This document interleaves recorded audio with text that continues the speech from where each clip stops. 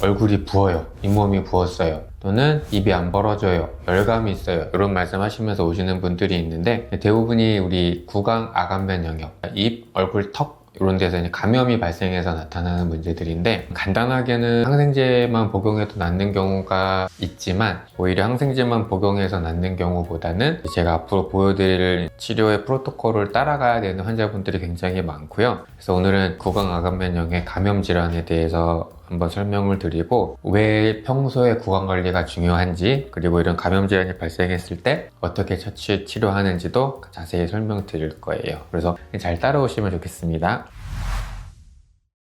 구강아간면 영역의 감염 질환은 크게 원인이 우리 충치세균이 있고 잇몸세균이 있잖아요. 충치세균은 여기 충치가 생겼을 때 치아 안에 들어있는 신경하고 혈관 쪽으로 감염을 일으켜서 대부분은 치통을 참다가 이제 이렇게 뿌리 끝에 염증을 만들고, 그 염증이 잇몸뼈를 뚫고 나가서 파급되면서 이제 잇몸이 붓고 열감이 있고 고름이 나고 그렇거든요. 우리 충치세균 말고도 잇몸세균은 잇몸세균 자체가 이렇게 차있던 잇몸뼈를 점점 없애면서 주변에 염증을 만들고 고름을 만들게 됩니다. 그냥 뭐 양치질 열심히 하고 치과에서 킬링하고 잇몸 치료하면서 낫는 경우도 많지만, 이 방치가 됐을 때 얼마나 심각한 상태까지 가는지 제가 케이스들을 쭉쭉 보여드릴 거예요. 제가 이제 겁을 드리려는 게 아니고 정말 방치가 돼서 위험한 상태로 오시는 분들이 있는데, 그 이유가 우리 얼굴, 그다음에 목을 보면 숨 쉬는 데 필요한 기도가 있고, 이런 기도가 있는 공간에 이제 감염이 파급이 되면 정말 위험해요. 특히 이제 얼굴에는 우리 표정을 나타나게 해주는 얼굴 근육, 그 다음에 씹기 근육, 그 다음에 얼굴 밑으로 목이랑 연결이 되어 있는데, 이 근육들은 사이사이로 공간들이 있어요. 여기로 이제 고름 같은 게 파급이 되면 정말 붓고 숨쉬기가 어려워지는 경우가 굉장히 많고요. 특히 이제 입안에 생겼던 이런 감염 때문에 고름이 타고 목으로 내려간다.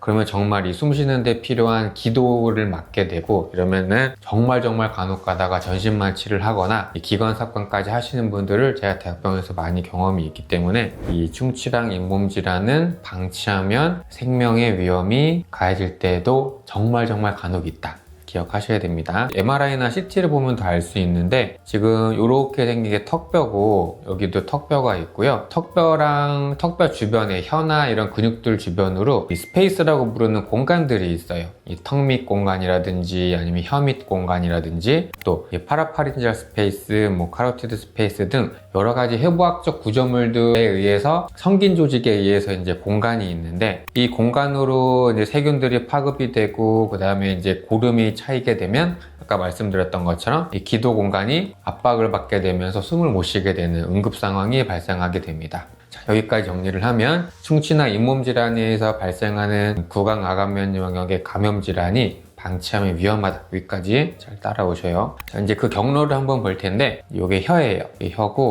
여기가 잇몸뼈가 있고 이제 치아가 있는데, 치아의 충치 치료가 방치되거나 늦어지는 경우에는 이 뿌리 끝에서 생긴 감염이 이제 파급된다고 저희가 표현을 해요. 옆으로 다 퍼져 나갈 텐데, 그 세균이 혀 밑으로 지나가 서브링구얼 스페이스로 넘어가거나, 아니면 이 턱 밑으로 지나가는 서브만디블러 스페이스, 턱 밑 공간, 그 다음에 서브멘탈 스페이스, 이제 여기 밑이거든요. 여기까지 이제 계속 고름이 파급되면 어떻게 되냐면 이렇게 부어요, 이렇게. 그래서 내가 충치 치료나 잇몸 치료를 조금 미루다가 얼굴이 화끈거리고 붓는 것 같으면 얼른 치과를 방문을 하셔야 돼요. 그래서 대부분의 경로가 이런 건데, 이제 요게 설명이 잘 된 그림이에요. 치아가 뭔가 원인이 돼서 뿌리 끝에 생긴 고름이 옆으로 파급이 되는 거죠. 그러면 우리 몸을 둘러싸고 있는 볼살이라든지 잇몸 조직을 뚫고 고름이 뚫고 나가서 고름이 꽉 차니까 어떻게 돼서 붓게 되겠죠.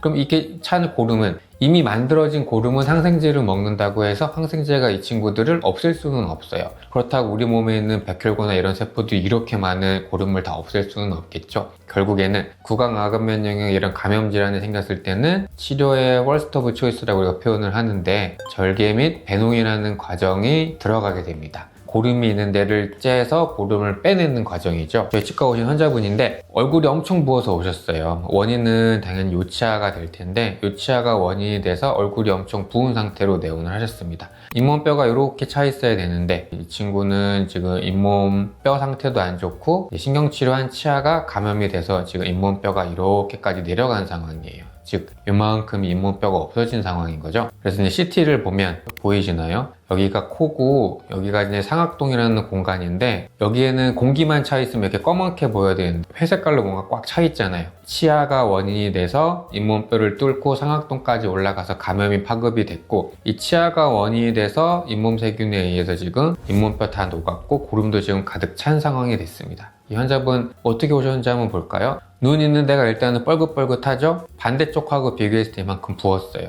그래서 지금 여기 이렇게 있는 치아가 원인이 돼서 감염이 파급이 돼서 올라갔고 여기 이제 한창 고름이 차 있는 상황인 거죠. 자, 항생제를 먹어도 안 돼서 이제 내원을 하셨기 때문에 제가 구강암면역 감염 질환의 첫 번째 초이스는 뭐라고 말씀드렸냐면 절개 및 배농이라고 말씀을 드렸어요. 치과 치료를 조금 미뤘더니 고름이 차고 얼굴이 붓고 열감이 있어서 내원했더니 고름이 많이 차서 째야 된다. 어떻게 했을까요? 그 전에 저희 치과 의사들이 보는 구강외과 교과서를 보면 일반 치과 의사가 해야 될지 구강외과 전문 의사가 해야 될지를 결정을 해야 된다. 이 감염 질환은 경험이 굉장히 풍부해야 됩니다. 왜냐면 해부학적으로 어려운 구조물도 있고 부은 부분을 쬐을 때 고름을 어떻게 빼야 되는지 얼마나 지났을 때 이게 낫는 과정인지 어떤 항생제를 써야 되는지 굉장히 경험이 많아야 되고 기본 원칙 네 번째는 외과적 시술을 통해서 배농 및 감염의 원인을 제거하라. 이게 정말 중요합니다. 항생제 갖고는 웬만해서는 되지는 않아요. 그래서 환자분 여기가 이제 위턱뼈 입술이고 여기가 이제 잇몸이고 여기 원인이 됐던 치아가 있거든요. 여기를 마취를 하고 이제 마커로 수술할 부위를 표시를 하죠. 제가 이제 블레이드를 이용해서 절개를 뚝 했는데 이렇게 지금 용암처럼 흐르는 게 보이시나요? 사진에는 드라마틱하게 보이지는 않지만 째자마자 고름이 막 나왔고 이제 또 중요한 상황이 이렇게 고름을 만드는 세균은 대부분 혐기성 세균이에요. 공기를 싫어하는 세균들인데 이 혐기성 세균들은 고름을 만들 때 가스를 같이 방출시키거든요. 여기 보시면 째자마자 안에 쌓여있던 고름과 가스가 같이 나오는 게 보입니다. 고름이 계속 용암처럼 흘러내리기 시작을 하고 고름이 정말 우리 퐁듀라고 표현하죠. 먹는 누런 치즈 같은 거 있잖아요.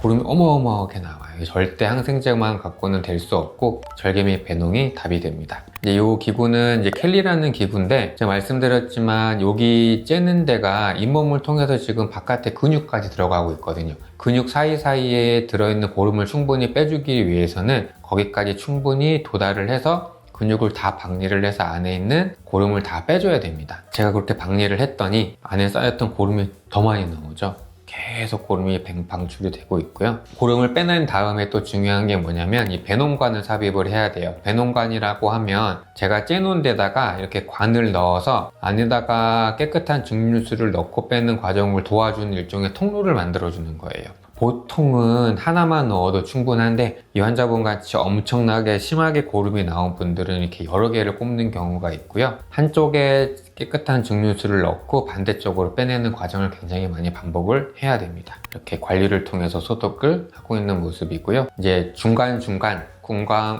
안면 영역의 감염 질환과 관련해서 토막상시 말씀드릴 텐데 우리가 임플란트를 하거나 발치를 했을 때 부었을 때는 보통 냉찜질을 하잖아요. 조직에 외상이 가해질 때 냉찜질을 하는 게 맞는데 감염 때문에 부었다, 붓고 고름이 난다, 냉찜질 하면 큰일 나고요. 무조건 온찜질 하셔야 돼요. 온찜질.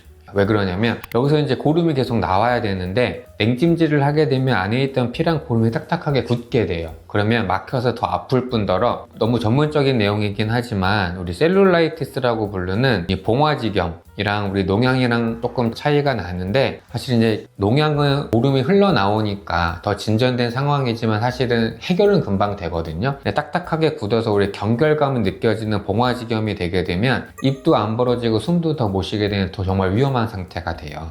그래서 구강암면역의 감염 질환에서 부었다, 열난다, 고름이 나온다 무조건 온찜질을 하셔서 안에 쌓여있는 고름이랑 피를 빼내셔야 됩니다. 정말 잘 기억하셔야 돼요. 아까 제가 말씀드렸던 구강암면 영역에서 여러 가지 공간들이 있다고 말씀드렸잖아요. 대부분은 윗 어금니든 아랫 어금니든 이쪽 협부 공간이라 그래서 볼살 쪽으로 이렇게 많이 빠져나가거든요.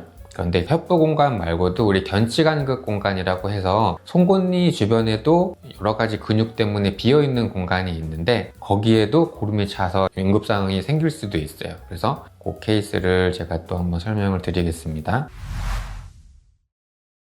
CT를 봤더니 자 보시면 송곳니 뿌리 끝에 어때요? 검정색으로 뭔가 보이시죠? 이제 치수, 치아 내부에 신경하고 혈관 들어가 있는 부분이 이제 거의 괴사가 돼 갖고 뿌리 끝에서 이제 막 염증을 만들고 있는 상태고, 자 이제 조금 더 확대할게요. 여기 이렇게 뭔가 검게 뼈가 녹아 있고 이렇게 나와 있는 선 보이시죠? 뿌리 끝에서 만들었던 고름이 이제 뼈를 뚫고 여기를 나온 거예요. 다른 CT를 봐도 여기가 관찰이 됩니다. 그래서 제가 CT를 보고 이 환자분이 이제 송곳니 부분이 문제가 있어서 이렇게 부으셨구나. 제가 마취를 했고 절개를 하니까 어때요? 아까 보여드렸던 케이스처럼 또 피랑 고름이 엄청나게 나오고 있죠. 줄줄줄줄 용암처럼 안에 쌓여있던 피와 고름이 나오는데, 여기 보시면 또 가스가 보이잖아요. 마찬가지 절개 및 배농의 꽃 가장 어려운 단계는 이 배농관을 삽입하는 거예요. 관을 넣고 빠지지 않게 봉합하는 과정이 이 입 안에서 입술이랑 뻘살이라는 엄청난 장벽을 뚫고 봉합을 해야 되기 때문에 굉장히 어렵습니다. 그래서 이렇게 봉합을 하고 깨끗한 증류수를 이용해서 넣고 빼는 과정을 통해서 안에 쌓여있는 피랑 고름을 계속 빼내는 과정을 해야 되고, 제가 아까 이제 감염이 생겼을 때 절개 및 배농을 했을 때 이 온찜질을 해야 된다고 말씀드렸는데 왜 그런지 제가 다시 설명을 드릴게요. 환자분들한테 제가 설명드린 거 그대로 설명드릴 거예요. 자, 환자분 오늘 제가 여기 고름차인데 째서 고름을 뺐습니다. 환자분 선짓국 드셔보셨죠? 선짓국이 환자분 소 피잖아요. 그 피가 굳은 건데 마찬가지예요. 환자분 여기에 고름이랑 피가 많이 차였던 게 앞으로 계속 빠져나올 건데, 선짓국과 같이 생긴 이렇게 생긴 피떡이 제가 삽입해 놓은 배농관을 막을 겁니다. 당분간 이게 막히면 가스가 차고 압박이 돼서 아프기 때문에 당분간 매일 내원하셔서 이 관을 제가 소독을 해드려야 됩니다 까지 말씀드려요. 자, 선짓국 같은 핏덩이를 보고 나서야 환자분이 왜 온찜질을 하셔야 되는지 대부분 이해를 하시고, 이거를 모르셨던 환자분들은 얼굴이 자꾸 부으니까 치과에서 어떤 처치를 받기 전에 이미 집에서 냉찜질을 하고 오시는 거예요. 그 냉찜질 때문에 안에 고여있던 피랑 이런 고름 같은 거에 딱딱해지면서 상태가 더 안 좋아지는 겁니다. 그래서 집에서는 계속 온찜질을 하고 이 딱딱한 피고름이 눈에 보이지 않을 때까지 당분간 매일 내원하셔서 제가 소독을 하고요. 이 환자분은 절개 및 배농을 통해서 고름 다 빼내고 원인이 되는 치아를 신경치료를 하고 이렇게 예쁘게 크라운 치료까지 완료가 되었습니다. 자, 아까는 치아가 원인이 됐었죠. 고금니나 아니면 송곳니가 원인이 됐는데, 이제는 잇몸 세균의 원인 때문에 또 이렇게 절개 및 배농을 해야 되는 경우가 있어서 한번 또 소개를 드릴게요. 여기 환자분의 엑스레이 사진을 보시면 잇몸 뼈가 이렇게 있어야 되는데 뭔가 여기가 시커멓게 이런 식으로 내려가 있어요. CT를 찍어 봤더니 반대편하고 비교해서 보시면 보기가 편할 겁니다. 반대쪽에는 어때요? 잇몸뼈가 이렇게 있고 그 안에 뿌리가 박혀 있죠. 그런데 이쪽 보세요. 지금 잇몸뼈가 이만큼 녹아 있고 상악동이라는 바닥만 노출된 채 여기엔 잇몸뼈가 다 녹은 거예요. 그러면 이 치주 세균의 원인이 돼서 잇몸뼈가 다 녹고 잇몸뼈를 뚫고 상악동까지 올라가서 어떻게 돼 있어요? 상악동염까지 이렇게. 이거를 뭐라 그러냐면 치성 상악동염이죠. 잇몸 질환을 우리 방치를 했어요. 그랬더니 잇몸뼈 전부 녹았죠? 고름 찼죠? 상악동염까지 왔어요. 그래서 치아 치료가 얼마나 중요한지 잘 알 수 있고, 여기도 이제 잇몸뼈가 녹은 거 제가 표시를 조금 해놨습니다. 자, 제가 이제 마취를 해놓고 절개를 하는데 여기서 어때요? 벌써 고름이 막 나오고 있죠? 마찬가지. 현기성 세균이 만들어낸 가스도 보이고 이렇게 계속 흘러내리고 있는 게 고름이에요. 그리고 배농 고름을 빼냈으니까 배농관을 삽입해야 되고, 그래서 삽입을 하고 안에 증류수를 통해서 배농관을 소독을 했고요. 간혹 가다가 이제 조금 연륜 있으신 치과의사 선생님들이 절개 및 배농을 한다고 해서 우리 러버댐이라고 충치 치료할 때 쓰는 실리콘 같이 생긴 종이 시트를 이렇게 째놓은 다음에 넣어 놓으시는 경우가 있는데 원칙상 금지예요. 왜냐면 이 러버댐 같은 이 시트는 소독을 돌리지 못해요. 녹기 때문에. 그리고 소독을 돌릴 수가 없으니까 대부분 진료실 서랍 안에 있단 말이에요. 감염이 된 부분을 째서 고름을 쬐는데 거기에 감염 가능성의 원인이 있는 걸 넣으면 원칙상으로 되지 않습니다. 그래서 이거 굉장히 중요해요. 이제 구강강변 영역의 감염 질환에서 응급 상황이 있어요. 숨쉬기가 힘들다. 왜 그렇죠? 아까 말씀드렸죠? 우리 턱뼈가 이렇게 있고 주변에 뭔가 공간들이 있기 때문에 고름이 차고 부으면 숨 못 쉰다 그랬어요. 턱 밑이 막 이렇게 부는데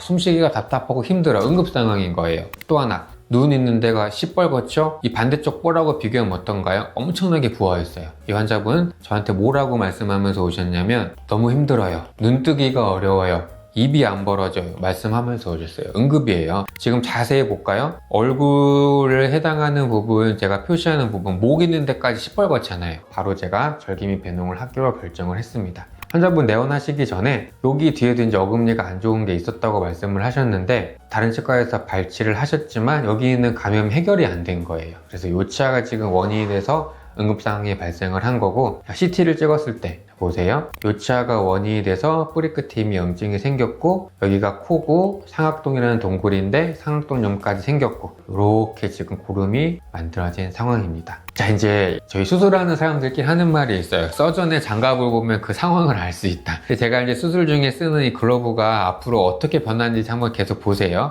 볼 쪽으로 제가 이제 블레이드를 이용해서 절개를 하고요. 제가 긋는 순간에 우리 퐁듀 같은 고름이 지금 어떻게 나오고 있죠? 막 나오고 있어요. 사실 고름을 빼내도 끝이 없으니까 어떻게 해요? 저는 손을 대서 계속 벌려야죠. 캘리를 이용해서 저 안쪽까지 조달을 하고 있고, 어느 정도 고름이 다 빠졌다는 상황 하에 배농관을 삽입을 하고 있어요. 자, 볼까요? 제 글러브 어때요? 피랑 고름으로 지금 엄청나게 묻어있죠? 제가 아까 말씀드렸죠? 배농관 웬만하면 1개 넣어요. 얼마나 심했으면 제가 2개를 넣었겠습니까? 그래서 제가 확보한 공간에 배농관 2개를 넣고 소독하고 있는 모습을 보고 있고요. 여기까지 저희 치과에서 근무하시는 직원 선생님들이 저랑 맨날 이렇게 부어오시는 환자분들 보니까 절개미 배농 환자분들 오면 이제 별거 아니라고 생각을 하시는데, 이 정도 환자분 오시면 이제 저희 실장님까지 달려오셔갖고 환자분들 매니지도 하고 어시스트도 해주고 그런 상황이에요. 절개미 배농이 왜 중요한지, 절개미 배농이 드라마틱하게 감소가 돼요. 자, 이거 첫날이었거든. 첫날 절개미 배농을 하고 다음날, 둘째 날, 다음에 이제 치료 마지막 날 어때요?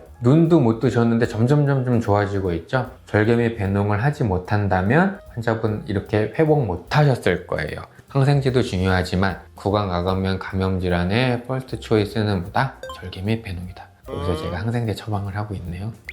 제가 쉽게 설명을 드렸지만 저 이거 할 때 정말 식은땀 나거든요. 왜냐면 위험해요. 해부학적 구조물. 이 볼살이 있는 데는 이하선, 그러니까 침이 나오는 구멍도 있고, 환자분이 잘못해서 이제 상황이 심각해지면 결국에 응급실 가서 기도 사건까지도 해야 될 수 있는 상황이기 때문에 식은땀 나면서 진료를 했지만 그럴수록 더 보람은 있는 그런 경우가 되겠습니다. 잘 보셨나요? 구강암면 감염질환 다루기도 어렵다. 다루기 어렵고 잘 봐주는, 다루어주는 치과를 찾는 것도 많이 어려워서 저희 치과에 거의 일주일에 한두 번씩은 째는 것 같아요. 정리를 좀 하겠습니다. 감염질환 가장 중요한 거, 절개미 배농의 치료의 원칙이에요. 환자분들이 기억을 하셔야 될 거는 충치치료가 언젠간 해야 돼. 잇몸이 안 좋은 거 알고 있어. 근데 갑자기 잇몸이 부어, 얼굴이 부어, 열감이 있다. 빨리 치과 가셔갖고 항생제 처방을 받든지 신경치료를 받든지 적절한 처치를 먼저 해야 돼요. 그런데 지연이 됐다. 지연이 돼서 숨쉬기가 어렵다, 숨뜨기가 어렵다, 입이 안 벌어진다. 초응급 상황이에요. 저희 치과를 오시든지 구강암면 외과가 있는 대학병원에 가셔서 얼른 진료를 받으셔야 됩니다. 그 진료의 내용이 절개미 배농을 하고 항생제 처방을 받으셨다면 환자분이 도와주셔야 될 거는 온찜질, 냉찜질이 아니라 온찜질이다. 꼭 기억을 하셔야 돼요. 결론은 구강암면 영역의 감염 질환을 일으키는 거는 뭐예요? 결국엔 입안에 살고 있는 세균이고, 입안에 살고 있는 세균이라고 해봤자 충치를 일으키는 충치세균, 잇몸 질환을 일으키는 치주세균이잖아요. 평소에 관리를 잘 하셔서 이런 응급 상황을 맞닥뜨리지 않으셨으면 참 좋겠습니다. 오늘 마치겠습니다. 감사합니다.